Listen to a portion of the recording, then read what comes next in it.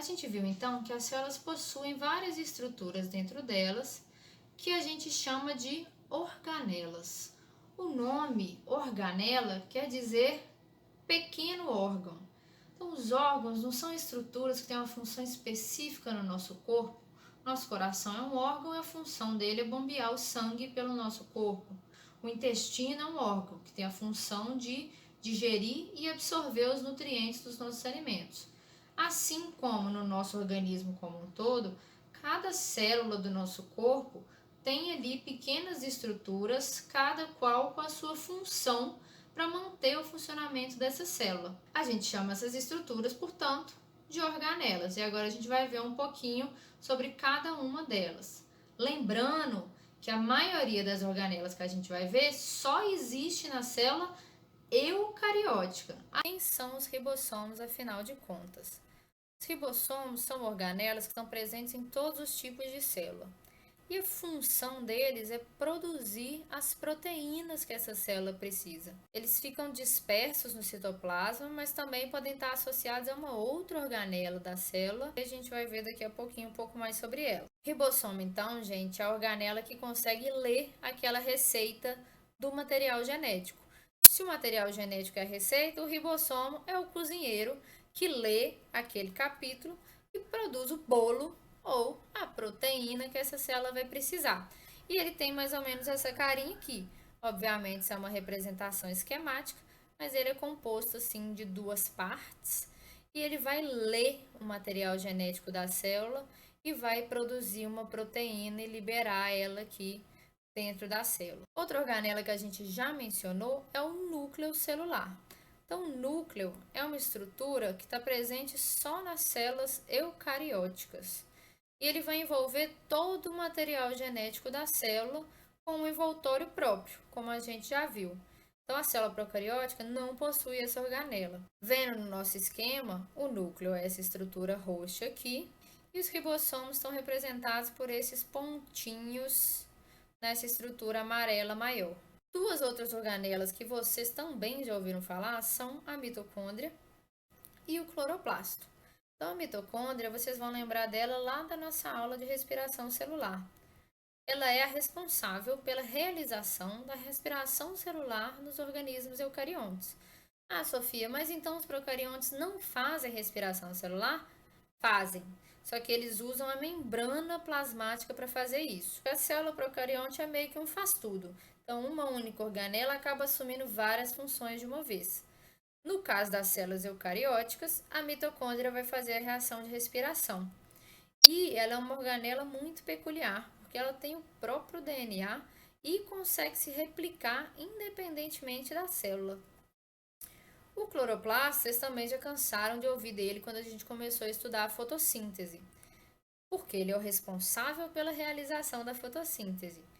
É dentro dele que a gente encontra a clorofila, aquela substância que a gente comentou que consegue captar a energia luminosa e utilizar ela para produzir glicose.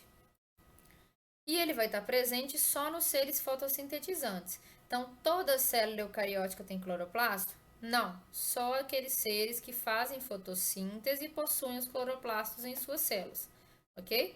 E ele também possui DNA próprio, olha que loucura. Vendo aqui um esquema de célula, então, essa estruturinha vermelha, em ambos os tipos de célula que eu estou mostrando, é a mitocôndria, representada aqui e aqui. E essa estrutura verde é um cloroplasto. Aqui tem a representação de dois cloroplastos nessa célula. Então, essa célula é de um ser fotossintetizante e essa não. Uma outra organela que está presente apenas nas células eucarióticas é o retículo endoplasmático. Então, esse nome complicado dele, gente, retículo, quer dizer pequena rede. Então, ele é um emaranhado de redes e bolsas membranosas ali, mais ou menos assim. Então, ele parece uma membrana toda dobrada, tá vendo? Um tecido todo cheio de dobras. E a gente divide esse retículo em retículo endoplasmático liso e retículo endoplasmático rugoso. Beleza? Então, tá vendo aqui, tem dois tipos de retículo endoplasmático. O retículo endoplasmático liso tem duas funções principais. Ele produz os lipídios, inclusive aqueles que são utilizados na formação da membrana plasmática, lipídios, moléculas que compõem óleos e gorduras e a membrana da célula. E ele desintoxica a célula. Ele tem capacidade de modificar e destruir as substâncias nocivas, as substâncias perigosas que porventura entrem dentro dessa célula, que consigam ultrapassar a barreira da membrana. Já o retículo endoplasmático rugoso tem esse nome porque quando a gente olha ele no microscópio, parece que ele está cheio de grumos ali, né? Uma aparência meio rugosa mesmo. E isso acontece porque na membrana dele está cheio de ribossomos associados, ribossomos presos ali.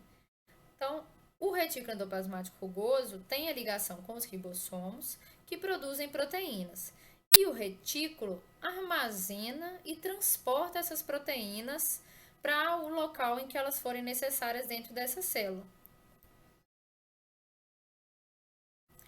Aqui no nosso esquema, essa estrutura lisinha é o retículo endoplasmático liso. E essa estrutura aqui com os ribossomos é o retículo endoplasmático rugoso. As duas últimas organelas que a gente vai ver são o complexo golgiense e os lisossomos.